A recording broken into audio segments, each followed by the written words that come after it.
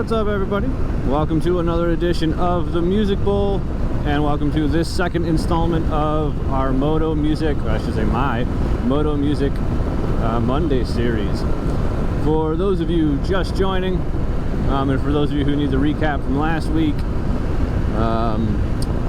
I am currently on the motorbike. You may be able to tell by a slight drop off in quality from the normal studio mics, and you might be able to hear the wind and the sound of the engine in the background. I'm riding around on the bike, got the full vlog set up. The podcast will also be on the YouTube channel, which will be linked below. Still have not set that up, so not exactly sure what that YouTube channel is called yet. I think it's going to be Travels with Herd, but we'll find out. But yeah, for today's episode, I thought I would talk about one of my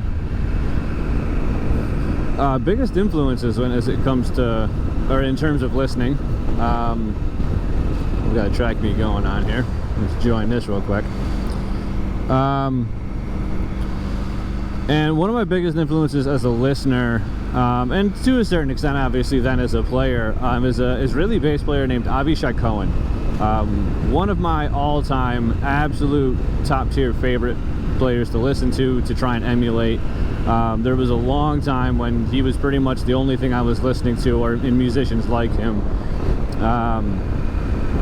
He does a lot of really cool, complex rhythms, and like even stuff that's in 4/4 does not feel like it's in 4/4. And he had a big influence on getting me out of that rock box that I was in. When I came out of high school, and even my first maybe 2 years of college, I was just listening to still mostly just a lot of the rock and pop and punk and, you know, that kind of stuff. I still wasn't huge into a lot of the mainstream stuff, but I still hadn't really found the underground scene. I still hadn't really come to jazz. I was listening to Coltrane and Charlie Parker in high school, but I had no idea what I was listening to. I just knew I liked it, and I wasn't listening to it from an analytical point of view. I was just listening because someone gave me those CDs, and I just liked the sound of it, which is probably fair. That's probably all some music needs to be. And I gotta zip these vents up. That's why it's so cold today. My jacket's open. Maybe we can figure this out while we ride. Let's find out. But anyway, yeah. So as I got into college, and especially as I got into my bachelor's degree at Roberts Wesleyan College, my jazz professor there, Mike Van Allen, easily one of the biggest influences on me in terms of what I'm playing and listening to, and just as a general musician. But he introduced me to a lot of people, and one of those early on was Avishai Cohen, and in particular the albums Continuo and Gently Disturbed. And I think most people that I talk to, that I know, that also know those albums, I should say, tend towards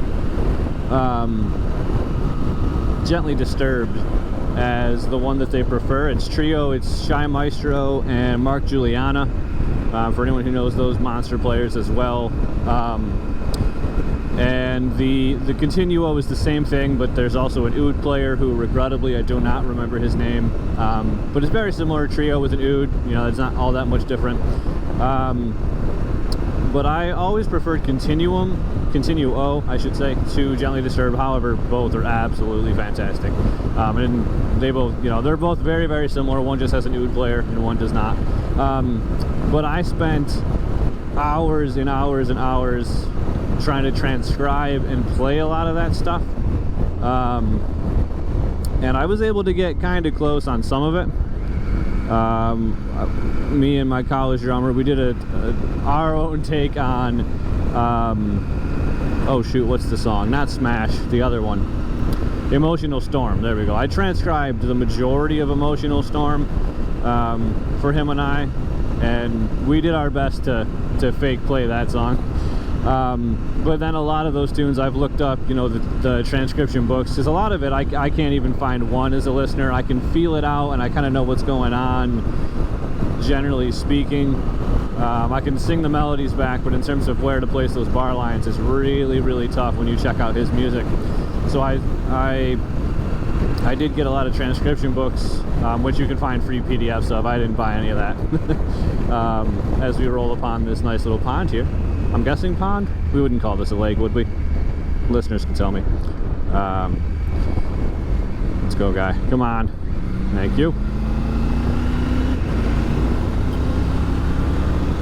Sorry, distracted by a car. But yeah, so spent a lot of time looking at and analyzing a lot of Avishai's music. And aside from just the complexity of it, one of the things that always drew me in was also how genuinely beautiful I found the melodies to be. And that's why I still am listening to his stuff. There's a lot of music out there that is really complex, that I really enjoy listening to once or twice. But if there isn't, for me at least, some kind of beautiful element, whether that be some really good cool harmonies or a really beautiful melody. I'm a sucker for a big lush melody. Then it makes it hard to continually go back to. A band that I think is a perfect example of this is a band called Spirit Fingers. Extremely high-level musicians, but for me, it's like I listened to it once and it's like, yeah, okay, that's all there really was to it. A lot of complex stuff. They're very technical, but that's really all there is. Avishai is very clearly technically gifted at what he's doing, and there's a lot of rhythmic interplay, but the melodies are also just stunningly beautiful. And he's had a lot of incantations. There's been a lot of variations to the group that he's performed with, and so some of his first albums were actually with more of like quintet, or up to like maybe nonet kind of stuff with trombones, clarinets, flutes, all that good stuff. Adama was one of those early albums. Man, there's just so many. He's probably got 20 or 30 albums out, so I won't try and bother listing all of them. But the early stuff is much more like small jazz ensemble-y, and the later stuff, kind of the later he goes, the more he pares it down to just quartets and trios. And oh, okay, that's cool. Don't wave back at me. For anyone watching the video, if you're a motorcyclist, like I get you might be distracted, maybe he was, but wave, damn it, wave to all of us. Avishai's last couple albums have been fantastic per usual, except I will say he has an album called 1970, or maybe it's even the 1970, I'm not exactly sure. Pretty terrible. I listened to it once and was like, yeah, this is not for me. It's a pop album, and it's like kind of just him singing pop tunes for his Israeli audience. So I'm sure if you're Israeli, maybe you have a much stronger attachment to it because maybe you understand the lyrics, or maybe that music feels a lot more like home for you. But for me, I could not get into that album. And so I was very glad when Arvelez came out, which was his next trio album. Actually, not even trio. He had a flute and a trombone player, so quintet. I was very happy when that one came out to kind of like cleanse the palate.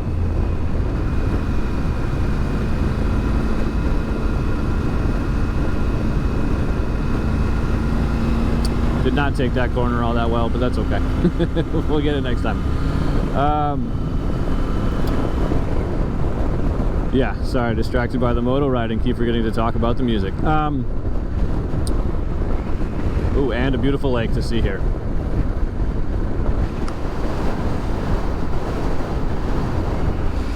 Sorry, got to give the views along with the talking.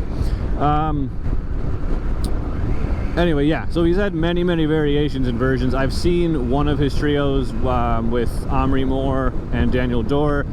Unsurprisingly, he does play with a lot of other Israeli musicians, and they're always ridiculously good. His album From Darkness featured Nishkai Hershkovitz, or Nitai, I think, Nitai Hershkovitz, who's another Israeli piano player. And I believe the story with him, with Nitai, is that Avishai found him when he was at just some random like coffee shop in Israel, and Nitai was playing solo piano, and Avi was like, oh, this guy's really good. So they played, and then he joined the band, and now I'm pretty sure Nitai lives in some big city and is a famous jazzer. So, you know, it's that easy to get. If you're a good musician, Avi doesn't care where you come from. He just kind of happened to find him, and that was that. So yeah, highly recommend. let's see, the top albums again: Continuo, Gently Disturbed, Arbalez is very beautiful. Avi's also got some albums out with, I believe, the Paris Philharmonic, and maybe the Gothenburg Symphony. One of those. There's a concert out with Paris, at least, that I have seen that is beautiful. And oh, what's the other one that he sings all on? Aurora is another big album that I listened to a lot of in college. And Aurora was very different because Avi starts singing a lot more on that one. He's definitely not the best vocalist.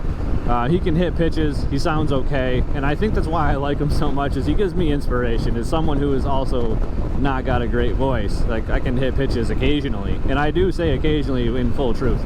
And so he always was inspiring for me, is like, okay, if Avi can do it, like, maybe I can at least try. And he gave me a lot of confidence to record my album with me singing, actually, because, you know, I'm just not a great singer. But again, if Avi can do it with, like, the Paris Philharmonic and the Gothenburg Symphony, like, all right, maybe I can do it in my own home studio, you know, that kind of thing. So,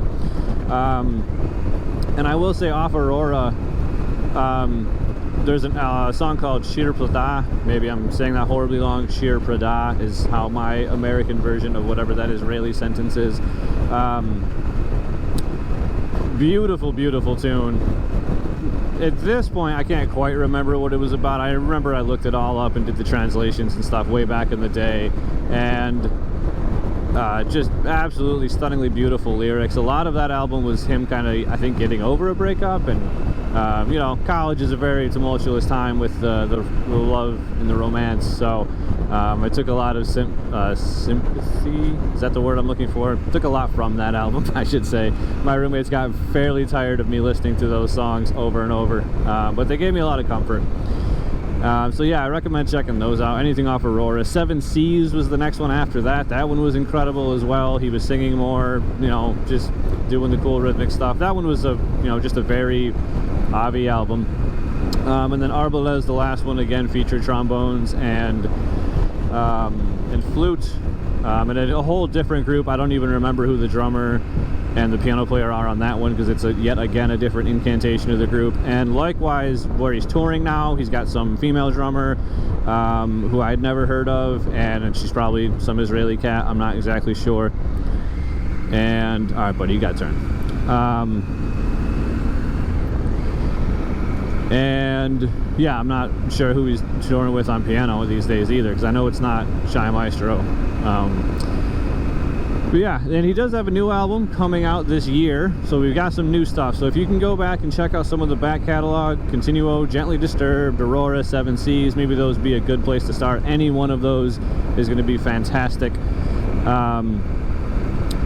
You know, he's got some new stuff coming out later this year. I think it's more on the quartet-y side of things than the pop singing side, so at least that's what I'm hopeful that it will be.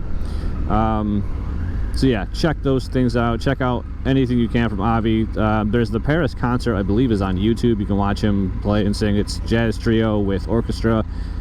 Phenomenal stuff. So highly recommend you give that a listen. And as I'm about to roll into the town of Port Jervis, I will call it an episode. I'll roll through this town, and on the other side, hopefully get some footage for the other Moto channel. Some cool views of the Delaware River upcoming. So yeah, this has been another edition of the Music Bowl, episode 2 of Moto Music Mondays. Thank you for joining me as always. We'll catch you guys next time.